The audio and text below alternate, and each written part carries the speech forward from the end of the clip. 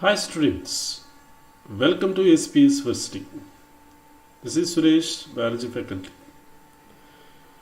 In the previous session we discussed about the types of immunity, active, passive immunity, the CMI, cell-mediated immunity, humoral immunity. So we discussed different types of immunity, innate, acquired immunity. So now we are going to discuss about a few aspects of the immune system. That is, one of the aspects of immune system is allergies. So when you come to allergies, what is this allergy? Like food allergy, milk allergy, insect, asthma. These are different symptoms of allergies. And depending upon the body constitution, they are allergic to different types of substances like food, pollen grain, like this. What actually meant by allergies? That is an hypersensitive disorder. What is this hypersensitive? So allergy is an exaggerated response of immune system. That means the immune system will respond beyond normally. So whenever it comes in contact with the substances like allergens which cause allergy. So allergens are the substances which cause allergy, like pollen dust, animal dander, even some have food allergy, milk allergy, like. So whenever they come in contact to this one, the immune system will respond, show exaggerated response beyond its limit. And during this process, an antibody is synthesized, that is IgE. At the same time, due to these allergens, mast cells will release chemicals like histamine and serotonin. So what will happen due to this histamine and serotonin? So we'll show some symptoms like sneezing, watery eyes, running nose, and difficulty in breathing.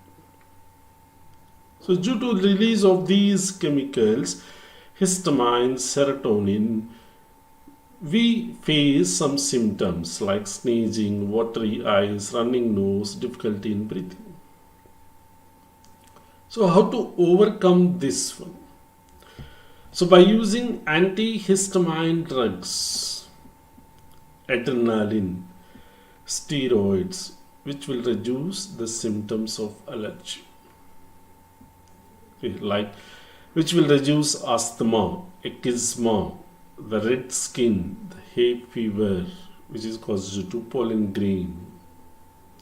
Okay, so such type of allergies, that is due to this, it can be cured by using antihistamine, adrenaline, and steroids. Okay. And there is another disorder of, that is the immunity, that is generally immunity have the distinguishing property, the self and non-self. So immune system have the property of differentiation, that is it can differentiate which is self and which is non-self. But here what happens is it cannot distinguish, that means it will lose this property due to genetic or some unknown reasons. So what will happen when it loses this property? The immune system will attack the self cells. The immune system will attack the self cell. That means It will attack our own body cells, so which results in damage to the body.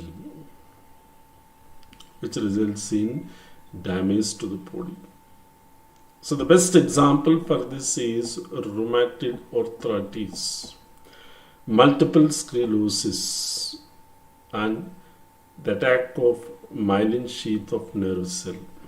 That is, our immune system will attack on our own.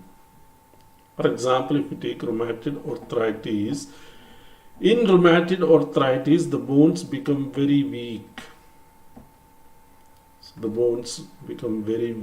Which break easily or get fractured easily. Okay. So these all are autoimmune disorders, and generally these are seen at the older age. Like if you take rheumatoid arthritis, which is seen in older age. Okay. So what actually this is the immune system in our body. What it consists of? What our immune system in our body consists of? Till now we discussed about different types of immunity. So now we are going to discuss about the immune system in our body. So it is a system which will protect against diseases and also identify self and non-self. So what are the structures present in immune system? In immune system there are lymphoid organs, major lymphoid organs, tissues and cells, antibodies. Okay. So immune system will recognize the foreign antigens.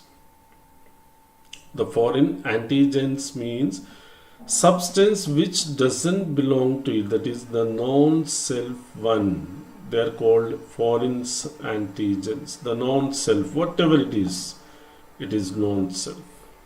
And remembers them. Immune system will remember them. So what is the function is, it plays an important role in allergic reactions, autoimmune diseases and organ transplantation. So we'll see in detail each and every part of immune system. Okay. So when I come to every part of immune system, the major one is lymphoid organs. What are these lymphoid organs? So these lymphoid organs are structures where the maturation and proliferation of lymphocytes will take place. So lymphocytes are cells which are present in our blood which play an important role in immunity. So they are matured and proliferating takes place in lymphoid organs.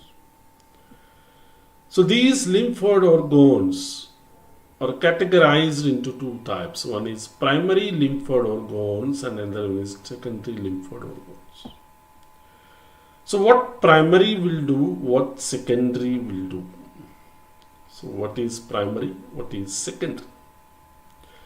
So primary lymphoid organs are where the maturation and proliferation of immune cells takes, that is the lymphocytes will take place. There are majorly of two, one is bone marrow and thymus. So bone marrow and thymus are the two of primary lymphoid organs. So the lymphocytes which mature in bone marrow, they are called B lymphocytes. And the lymphocytes which mature in thymus, they are called T lymphocytes. So there are basically two types of lymphocytes. So which mature and proliferate in bone marrow, they are called B lymphocytes. Which mature and proliferate in thymus, they are called the T lymphocytes. Okay. So during maturation, what will happen? That is during proliferation, mature. Immature lymphocytes differentiate into antigen sensitive lymphocytes. Okay. And after maturation, will they stay there? No, they will move to, that is, they will migrate to the secondary lymphoid organs. Okay. So these B lymphocytes and T lymphocytes migrate to the secondary lymphoid organs. So what are these secondary lymphoid organs? So these are the places where, that is, where the interaction of lymphocytes with the antigen takes place. Okay. That means the lymphocytes interact with antigens in secondary lymphoid organs, where they interact with the antigens. The examples for this: spleen, lymph, tonsils, pear patches, and even appendix. These all are examples of secondary lymphoid organs. Okay, this is about the primary and secondary lymphoid organs, which play an important role in maturation, proliferation, and interaction of lymphocytes with antigen. So here you can see the different lymphoid organs. For example, if we take the primary lymphoid organs are the thymus and bone marrow. So thymus is the gland, it is very present, very near to heart. As the age increases, the thymus gradually decreases in size. So that's why in old age people, the thymus will be very small in size, and their immunity also will be less. Why? Because the T lymphocytes number will be reduced. And when you come to this, these are secondary lymphoid organs, tonsils, which are present in buccal cavity, lymph nodes, lymphatic vessels, spleen, pairs, patches in small intestine, appendix at the junction of small intestine and large intestine. These all will come under secondary lymphoid organs. Okay. So what is the function of this secondary lymphoid organs? What actually lymphoid organs will do? That is, the lymphoid organs will provide, that is, for example, if we take primary lymphoid organs, for example, if we take bone marrow and thymus, what they will do? They provide the microenvironment for development and maturation of lymphocytes. Okay. That is, in bone marrow, the lymphocytes, that is, which are produced, they are called B lymphocytes. And when you come to T thymus, that is it is a organ which is present very near to heart. As the age increases, it keeps on reducing in size. So after puberty, till it is reduced to very small in size. So what primary lymphoid organs will do is, they play a major role in development and maturation of lymphocytes. In development and the maturation of lymphocytes. Okay. And when you come to secondary lymphoid organs like tonsils, spleen, lymph node, these all, that is, pairs, patches, what they will do? For example, if you take spleen, which is a secondary lymphoid organ, which is bean shaped and contains lymphocytes and phagocytes. So what spleen will do? It will filter the blood. Filter the blood means it will trap the blood-borne microorganisms. Okay. Besides this, spleen is not only a lymphoid organ, it is an graveyard for RBC, that is the dead RBC. So after RBC, when it completes, after the completion of lifespan of RBC, they reach to the spleen, where in spleen they are recycled. Erythrocytes means the red blood cells. So it is a graveyard. The spleen is a graveyard for the erythrocytes. Come to lymph nodes, which comes under secondary lymphoid organs. So these are solid structures which are present at different points. which will trap the antigens. Okay. So which enters lymph tissue fluid and activates lymphocytes. Okay, they are present in different parts of our body. And when you come to lymphoid tissue, where we can see that it is majorly they are present in respiratory system, digestive system and urogenital system. So this lymphoid tissue which is associated with the digestive, respiratory and urogenital system, it is called mucosal associated lymphoid tissue. In short form, it is called MALT. MALT means mucosal associated lymphoid tissue. So which constitutes 50% of our immune system. So which constitute 50% of our immune system. So MALT plays an important role. That is, in MALT, when you take, that is, the mucosal associated lymphoid tissue, which is associated with respiratory, digestive and urogenital system. So till now what we discuss is about the immune system. So what are the components of immune system? So follow us on SPSVERSITY on social media. Okay. So now we are discussing about the true, that is, which we are discussing about the non-communicable disease. Okay. Which are threatening the entire world. Like for example, if we take AIDS, which is caused by a microorganism, that is virus. Okay. And as well as cancer, which are life-threatening diseases. Okay. So AIDS, the full form of AIDS is acquired immunodeficiency syndrome. What is this deficiency? Where this deficiency? It is of immune system. And it is acquired during the lifetime of the individual, which will attack the immune system. It is not a congenital disease. So it was first reported in 1981, and later on, that is in the last 25 years, 25 million people were died due to this. And the organism which causes the AIDS, that is AIDS, is a virus, human immunodeficiency virus, HIV, which is a retrovirus. So what is meant by retrovirus means? Retro means which has RNA as a genetic material, which is covered by protein coat. Here you can see.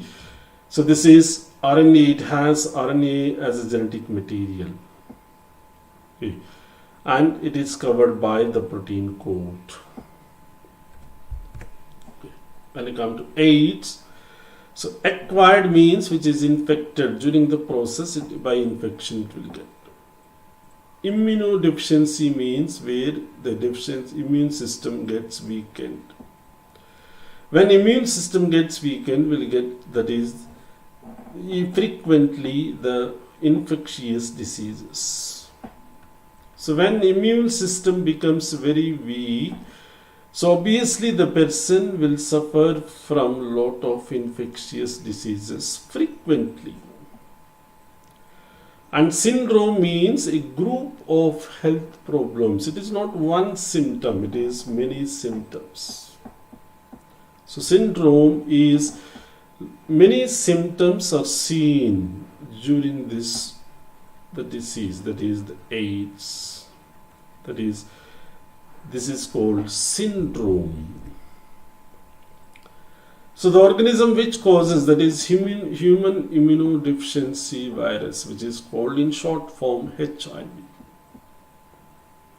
Okay.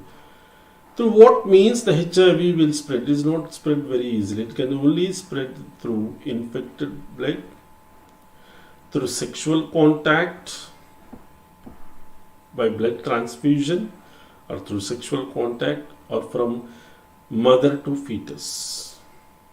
So These are the only ways by which it can be transferred. There is no other ways. Like it cannot be transmitted through mosquito bite, it cannot be transmitted through sneezing, by touch, or by using, by sharing.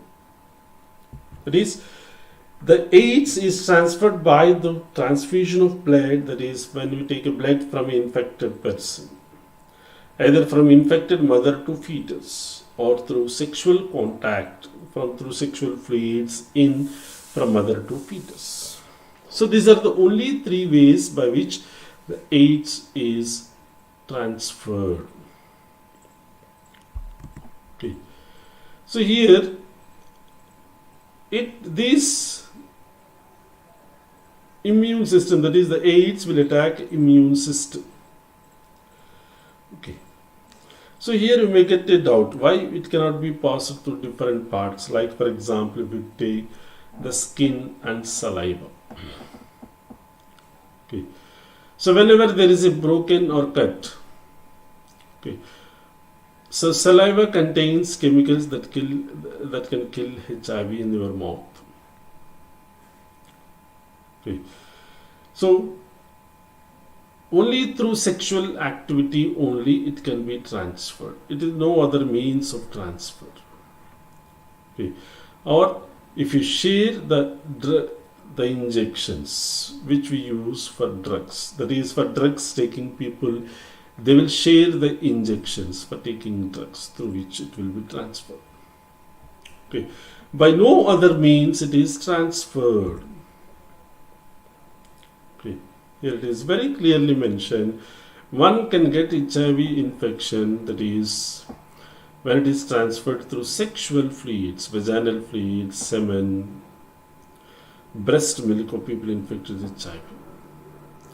Having sex with the infected person, sharing needles, that is shooting the drugs from infected person, being born when their mother is infected.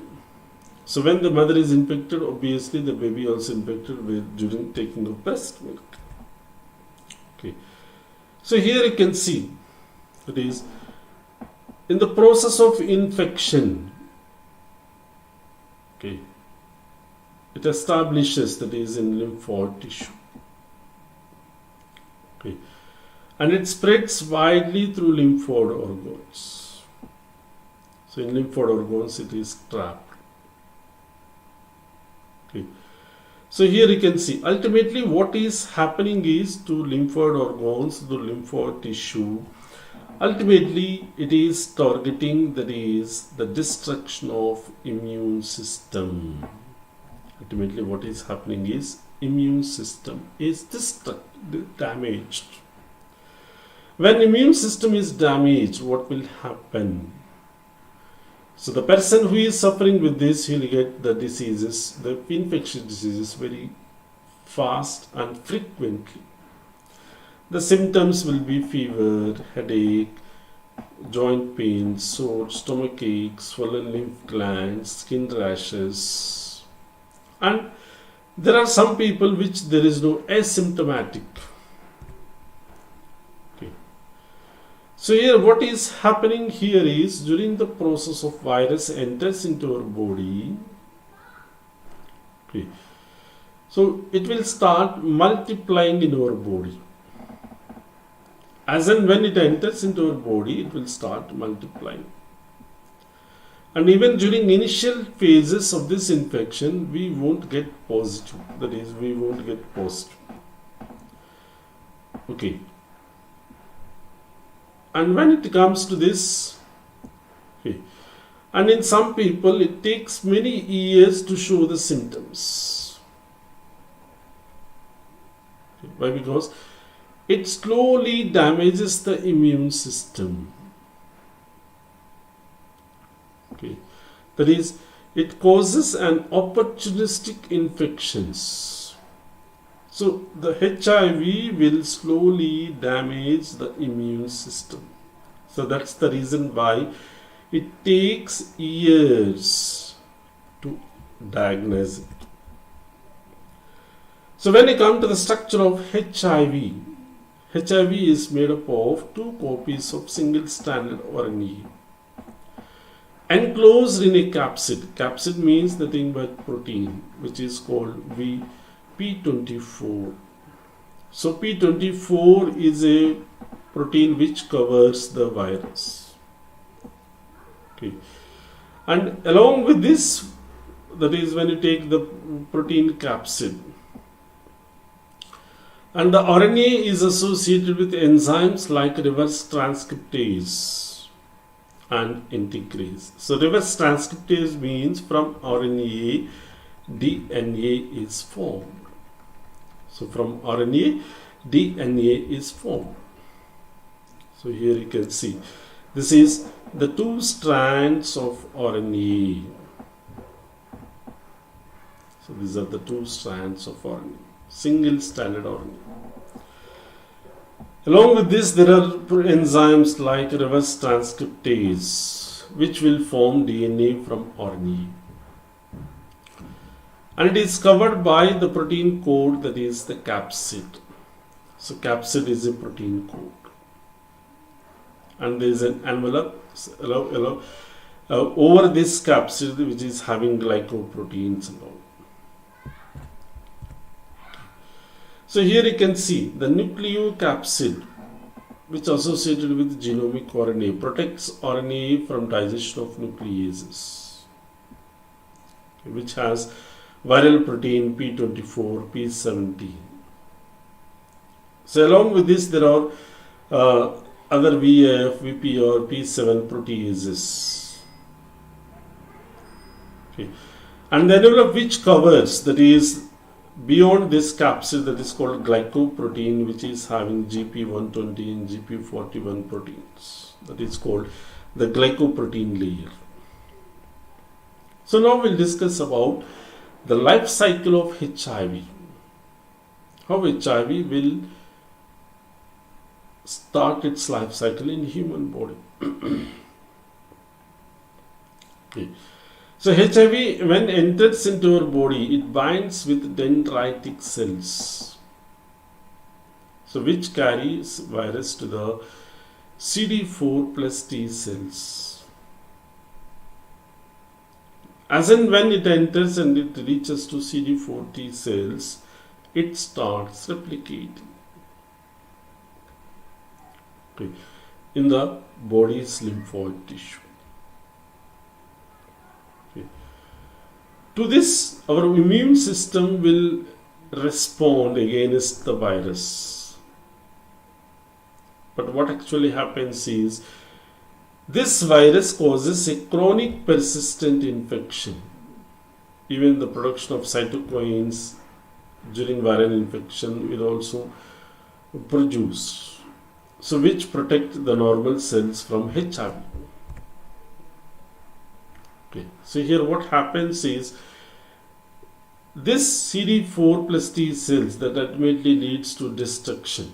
That is, during HIV infection, these are destructed. Okay. And this HIV, which is transmitted through blood transfusion, through sexual contact, the sharing of injections, shooting guns like this, and from infected mother to baby.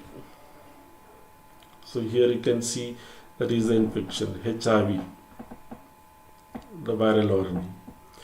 So when it enters into the cell, the viral RNA will undergo reverse transcription. That is, from RNA, DNA is formed. And this DNA gets integrated in, that is, along with the cell's DNA. So which will form the virus particles. Okay. So here you can see the life cycle. Okay. Here, whatever the viral RNA, that is the entry of HIV with CD4 receptors, where from RNA, that is DNA, is formed by reverse transcription. The enzyme name is reverse transcriptase. Okay. And this DNA combines with the cellular DNA. And this, along with the cellular DNA, it will multiply and it will use the mechanism of the cell, the protein synthesis and all. So how to identify the HIV? Okay. So it can be identified, that is, when you take HIV, okay, we can detect the HIV by antibodies in the blood, which determine which is HIV positive or negative. Okay. And after the original infection, it takes a lot of time. That is, the period between infection with HIV and the point at which the antibodies to HIV can be detected is called window period. And this window period may be years also.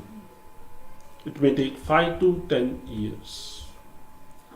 And what are the diagnostic tests for this? The diagnostic test for this is, one is enzyme linked immunosorbent assay, which is called Elisa Test.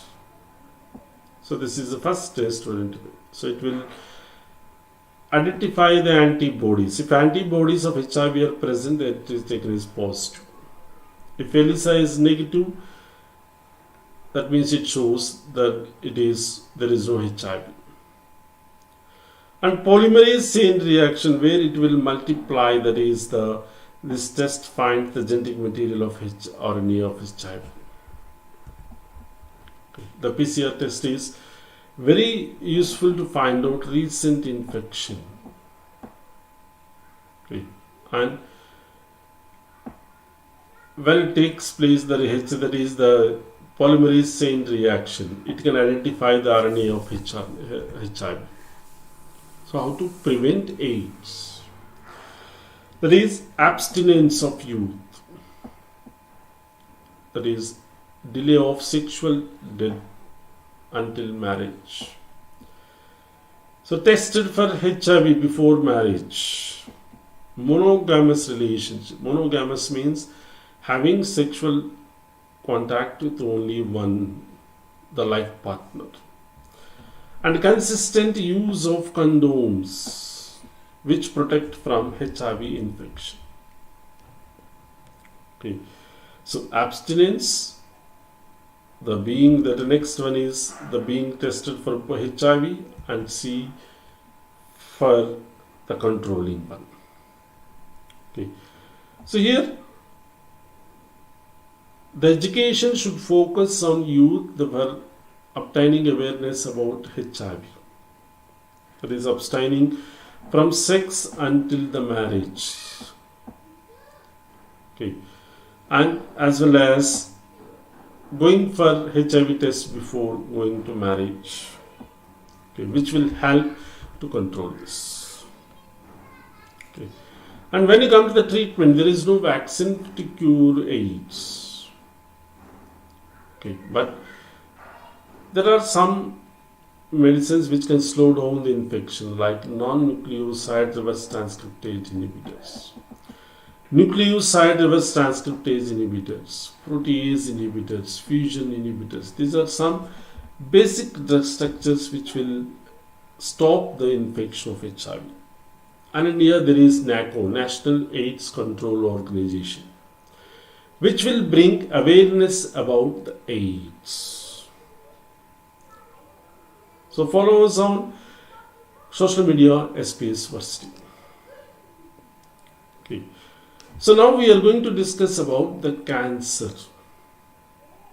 So what is cancer? What is this disease? What happens in cancer? So cancer is not one, it is a lot of group of this. It is a group, not one of one. So here, in cancer, the cells show uncontrolled growth. That means uncontrolled cell division. So generally the cells will have control over cell division. But here what happens is the cells will lose the property of the controlling cell division. Okay.